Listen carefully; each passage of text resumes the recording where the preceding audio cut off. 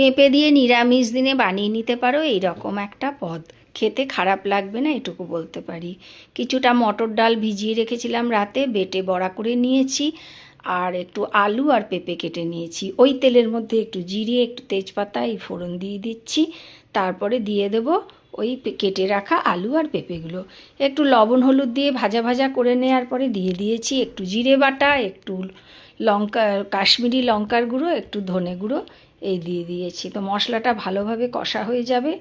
তারপরে আমি একটু আন্দাজ মতন জল ঢেলে দেবো।